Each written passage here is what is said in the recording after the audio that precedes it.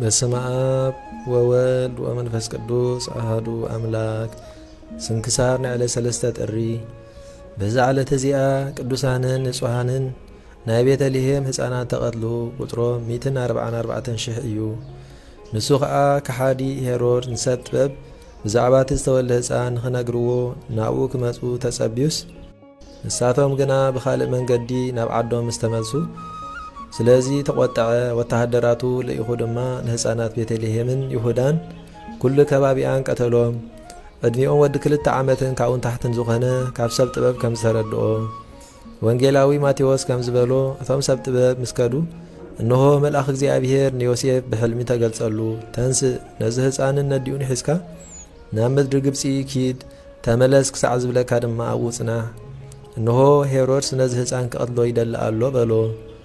ዮሴፍ ከዓ ተንሲኡ ንህፃንን ነዲኡን ብለይቲ ሒዝዎም ናብ ምድሪ ግብፂ ኸደ። ንወደይ ካብ ግብፂ ጸዋዕክዎ ዝተባህለ ቃል ነቢብ እንትኽፍጸም።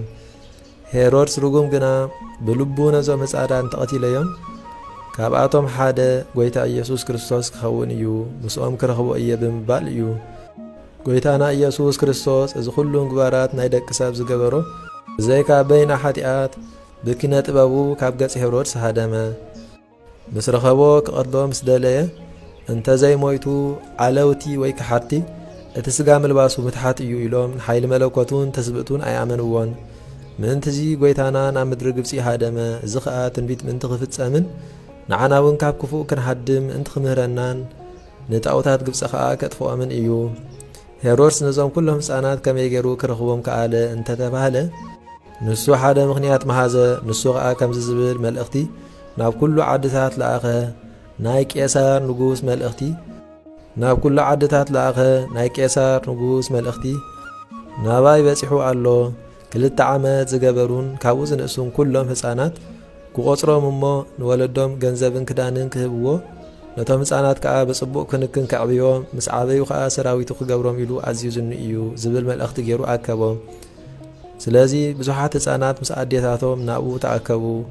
ሄሮድስ ከዓ 1000 ሰራዊት ኣውፂኡ ብሓደ መዓልቲ ኣብ ልዕሊ እቲ ኩርባታት ሓረድዎም። ትንቢት ኤርምያስ ቃል ኣብራማ ተሰምዐ ብኽያትን ዋይዋይታን ራሄል ምእንቲ ደቃ በኸየት ሞይቶም እዮም እሞ ምጽንናዕ ዓበየት ውሉድ ኣይኮንዋን ዝተባህለ ተፈጸመ። ኣብ ቤተልሔም ስለ ዝተወድኡ ቤተልሔም ብራሄል ተጸውዐት። ቅዱስ ዮሃንስ ኣብ ቀለምሲስ ማለት ራእይ ሕቡኣት እውን ከምዚ በለ። ንሱ ነዞም ህፃናት ነፍሳቶም ከም ዝረአየ ንሳቶም ከዓ ከም ዝናበሉ ይጠርዑ ነበሩ። ኦ ጐይታ ነዞም ኣብ ምድሪ ዝነብሩ ዝዓመፁና ክሳዕ መዓስ ኢኻ ሓነደምና ዘይትፈድዮም። ንነፍሲ ወከፎም ከዓ ጻዕዳ ክዳውንቲ ተዋህቦም ቁጽርቶም ክቕተሉ ዘለዎም ብጾቶም ኣገልገልትን ኣሕዋቶም ክሳዕ ዝመልእ ገና ንቁሩብ ዘመን ካዕርፉ ተነግሮም ደጊሙ እውን በለ። እቶም 4 እንስሳን 24 ካህናት ሰማይን ዘመስግንዎ ምስጋና ብዘይካቶም 14,400 ህፃናት ዝፈልጦ የልቦን። ንሳቶም ከምቲ ዝተወልድዎ ንጹሓን እዮም፣ ኣብ ኣንስቲ ኣይቀረቡን፣ ስግኦም ኣይረኸሰን በለ። ንሳቶም ከዓ ኩሉ ግዜ ምስ እግዚኣብሔር ዝነብሩ ብፁዓን እዮም፣ ዝጸረቶም ከርስን ዘጥበውኦም ኣጥባትን ከዓ ብፁዓት እየን። በረኸቶም ምሳና ይኹን ንዘለዓለም ዓለም ኣሜን። ሰላም ለህፃናት ዝኣቅተሎሙ ሄሮድስ እንዘይመስሎም ስለሉ ከመይ ትረከብ ክርስቶስ ልበ ኣበዊሆሙ ውእየ ወዘእማቲሆሙ ከርስ እዚ ኣስተርአየ በምልተ ገጻ ለየብስ ሃሊበ ኣጥባት ምስለ ደም ህውስ። በዛ ዕለት እዚኣ ንኢሳይያስ ነቢ ቅዳሴ ቤተ ክርስቲያኑ ኮነ። በረኸት ኣምላኹ ምሳና ይኹን ዘለዓለም ዓለም ኣሜን። ሰላም ለኢሳይያስ በሃበ ነቢያት ዘተንእደ ከመ ውእቱ ልዑለ ቃል ፈድፋደ በእንተ ማርያም ዘጾረት እንዘ ኢትውኢ ነደ እስመ ተነበየ እንዘ ይብል ግሃደ ድንግል ትጸንስ ወትወልድ ወልደ። በዛ ዕለት እዚኣ ኣባ ሊባኖስ ዓረፈ። ንሱ ቅዱስ ሰብ መጣዕ ዝተባህለ እዩ። ነዚ ቅዱስ እዚ ስም ኣቡኡ ኣብርሃም ስም ኣዲኡ ከዓ ንግስቲ ይበሃሉ። ንሳቶም ብወርቅን ብብሩርን ሃብታማት ነበሩ። ነዚ ቅዱስ እዚ በታ መርዓት ዘምጽኡሉ ዕለተ መርዑ ለይቲ መልኣኽ እግዚኣብሔር ቅዱስ ገብርኤል ጸውዖ። ካብ ቤት ኣቡኡ ኣውፂኡ ከዓ ናብ ኣባ ጳኩሚስ ኣብጽሖ። ኣብኡ ከዓ መንኰሰ። ካብኡ ናብ ኢትዮጵያ ምድሪ ኣጋዚ ተመልሰ። ኣብኡ ከዓ እናተጋደለ ብዙሕ ዓመታት ነበረ። ብጸሎቱ ካብ ከውሒ ማይ ኣውፅአ። ብዙሕ ተኣምራትን መንክራትን ምስ ገበረ በዛ ዕለት እዚኣ ኣዕረፈ። በረኸቱ ምሳና ትኹን ዘለዓለም ዓለም ኣሜን።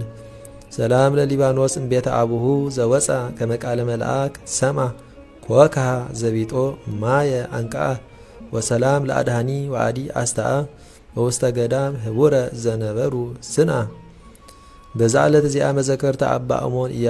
ንሱ ንኣንስቲ ጸጉረን ዝቁንነን ዝነበረ እዩ። ማዕበል ሓጢኣት ከዓ ከስጥሞ ኣይከኣለን። በረኸቱ ምሳና ይኹን ዘለዓለም ዓለም ኣሜን። ሰላም ለአሞኒ ዘእውቁብ መከየዱ እንውቃተ ሶወክ በሊ በውስተ ኩሉ መንገዱ ከመ ይንሳእ ወይሳየጥ ህብስተ ለማእዱ ስእርተ አንስ እንዘይጸፍር በእዱ ለባሕር ኃጢአት የክህለ ያስጥሞ ሞገዱ። ምስጋና ንአብን ወልድን መንፈስ ቅዱስን ሎምን ኩሉ ሰዓን ዘለዓለም ዓለም ይኹን። ስንክሳር ንዕለት 3 ጥሪ ተፈጸመ።